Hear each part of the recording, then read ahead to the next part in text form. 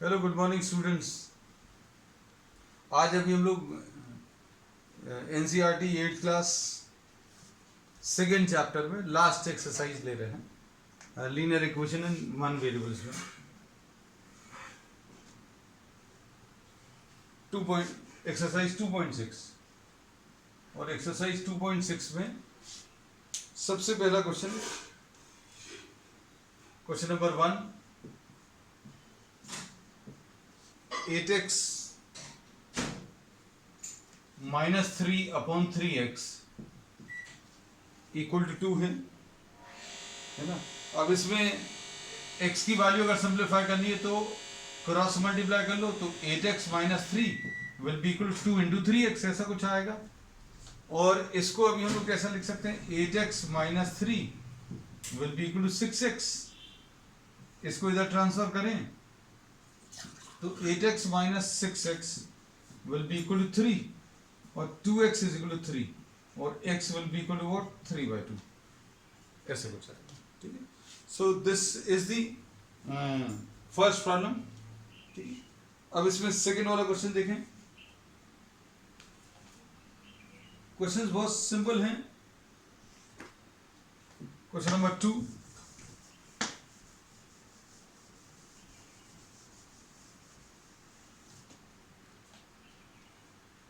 Nine X upon 7 minus 6x is equal to 5।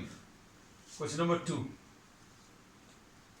करते जाना बेटा, साथ में आंसर भी बताते जाना। This is 15, sorry.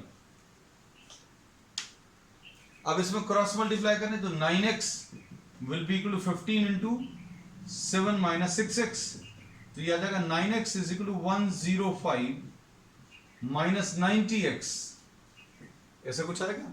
15 इंटू 7 आएगा। अगर आपको दिक्कत जाती है, you can write it in this way, 15 into 7 minus 15 into 6x, so this will be 9x is equal to 105 minus 90x.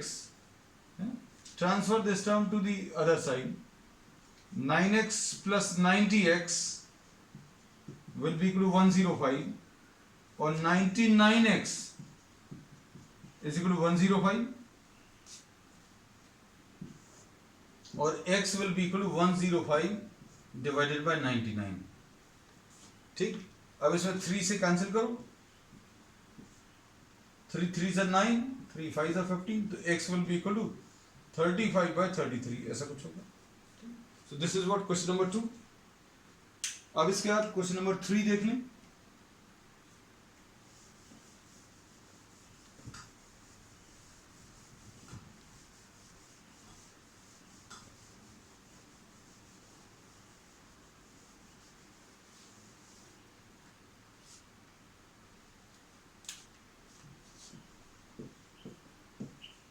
z upon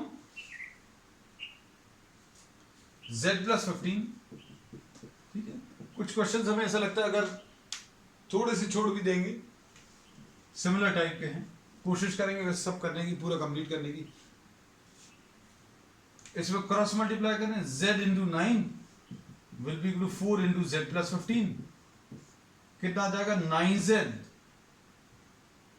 ये इधर मल्टीप्लाई हो गया, ये इधर मल्टीप्लाई हो गया, is equal to 4z plus 60 और 9z minus 4z equal to 60, ऐसा कुछ आएगा।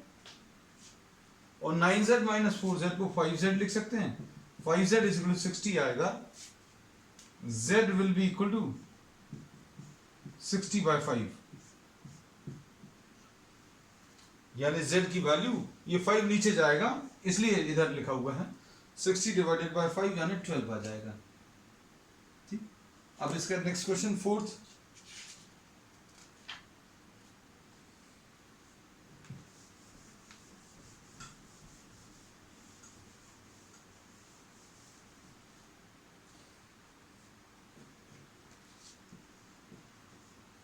क्वेश्चन नंबर 4th में 3y plus 4 upon 2 minus 6y is equal to minus 2/5, ऐसा कुछ है।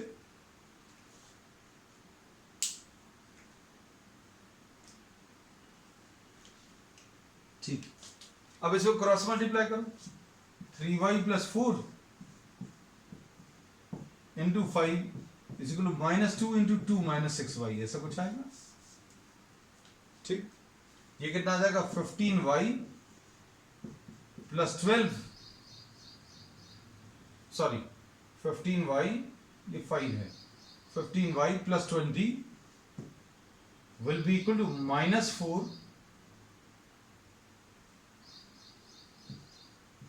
Plus 12y।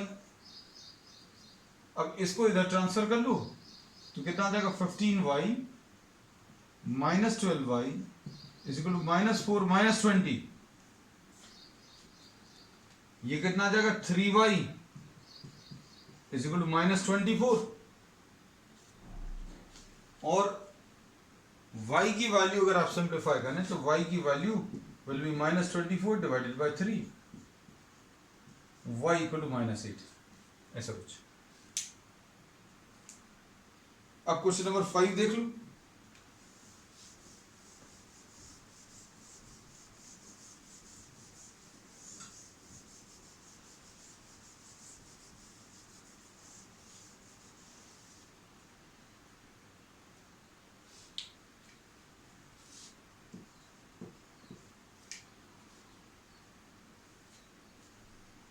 Seven Y plus 4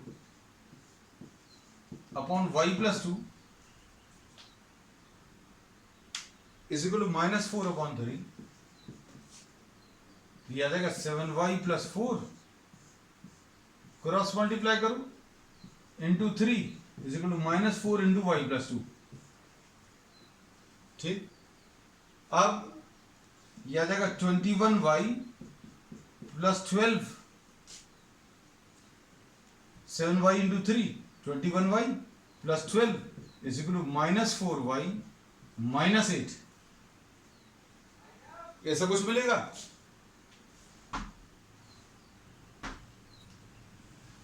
और इसको अगर आप इधर ट्रांसफर करें और इसको इधर ट्रांसफर करें तो क्या टर्म्स आएंगे, ये 21y माइनस 4y प्लस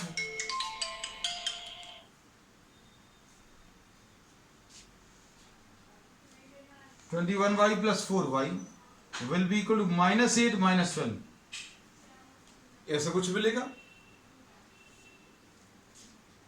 ठीक है, तो ये कितना आ जाएगा 25y is equal to -20,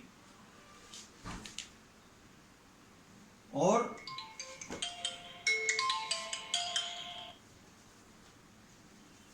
y की वैल्यू इससे -20/25 -4/5 आ जाएगा। ठीक, नेक्स्ट क्वेश्चन नंबर 6 देख लो। अब ये वर्ड प्रॉब्लम्स हैं, आगे के दो जो प्रॉब्लम्स हैं ये वर्ड प्रॉब्लम्स हैं, स्टेटमेंट्स दिए हुए हैं, स्टेटमेंट्स हम पढ़ देंगे आपको। The ages of Hari and Harry, अच्छा ये दो लोग हैं, ओके, हरी एंड हैरी की एजेस का रेशो दिया हुआ है, हमें बड़ा कंफ्यूजन हुआ, हमने कहा Hari, this is question number 6।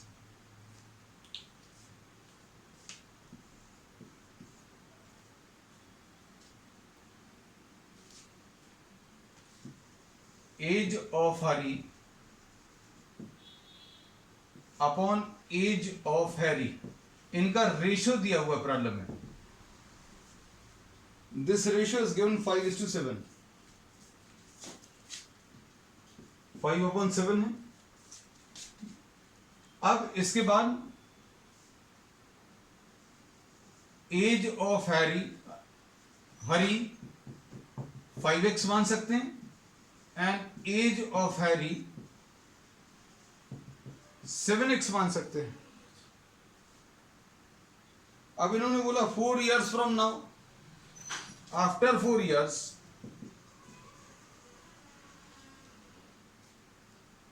Age of Hari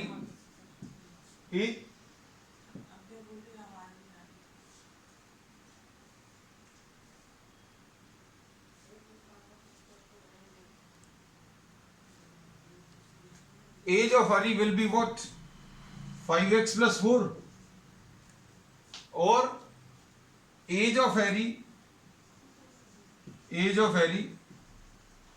will be 7x + 4, है ना। अब इसके बाद क्या बोला है, after 4 years there edges will be in the ratio of 3:4, मतलब 4 साल बाद दोनों की एज का जो रेशियो है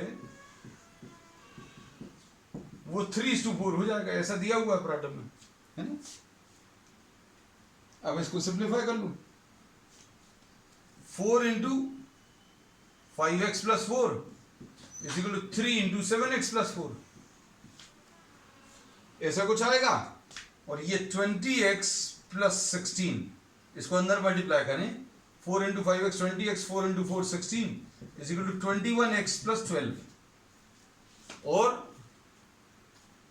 टर्म्स को इधर ट्रांसफर करो, इसको उधर ट्रांसफर करो, तो 20x - 21x = 12 - 16, यानी कि -1x = -4, यानी x की वैल्यू 4 आ जाएगा।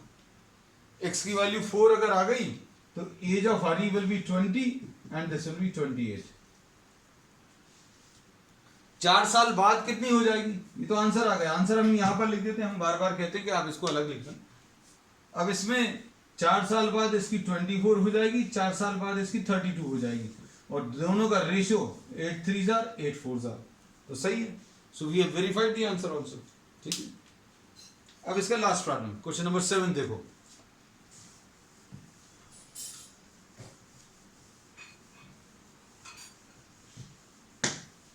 क्वेश्चन नंबर 7 में देखो जरा क्या आएगा।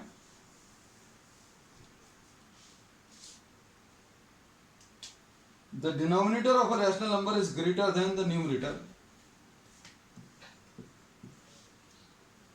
न्यूमरेटर रहेगा, डिनोमिनेटर रहेगा, ये कोई फ्रैक्शन ऐसे ही लिखते हैं अभी हम लोग। इन्होंने बोला denominator is greater than numerator, denominator is की जगह equal sign, is greater than the numerator by 8। अगर ऐसा कुछ लिखा है denominator is greater than the numerator, numerator से बड़ा है, कितना बड़ा है, 8 बड़ा है, तो आप न्यूमरेटर को x ले लो, तो डिनोमिनेटर को x + 8 ले सकते हैं।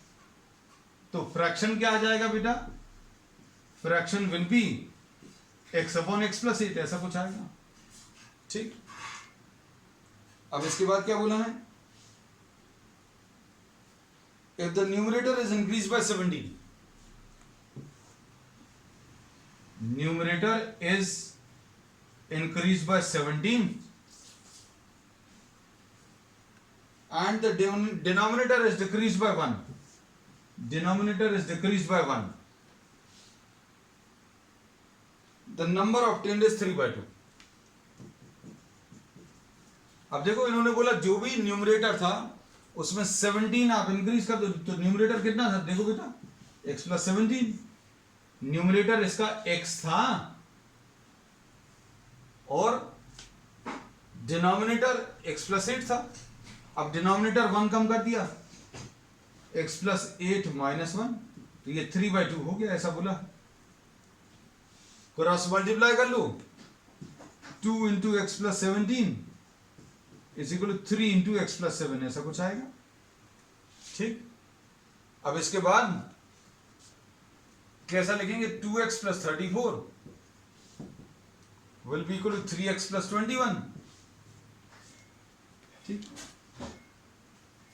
अब इसको अगर आप सिंप्लीफाई करें तो x की वैल्यू कितनी आ रही है, 2x - 3x will be equal to 21 - 34, यानी -x = -13, x की वैल्यू 13 आ जाएगी। x की वैल्यू 13 मतलब फ्रैक्शन क्या आ जाएगा बेटा, 13/13 + 8, यानी 13/21, फ्रैक्शन इसका 13/21 आ जाएगा।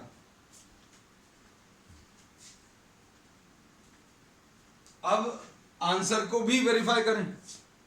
आंसर को कैसे वेरीफाई करना है, इसमें इन्होंने प्रॉब्लम पढ़कर देख लो, आंसर को सामने रखकर क्या बोला है, द डिनोमिनेटर इज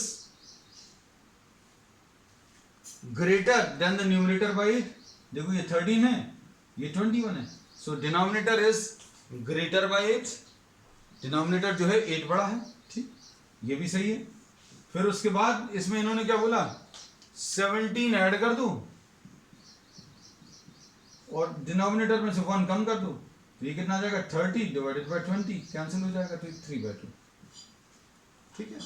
चलिए, this finishes the chapter, this the exercise and the chapter, ठीक है।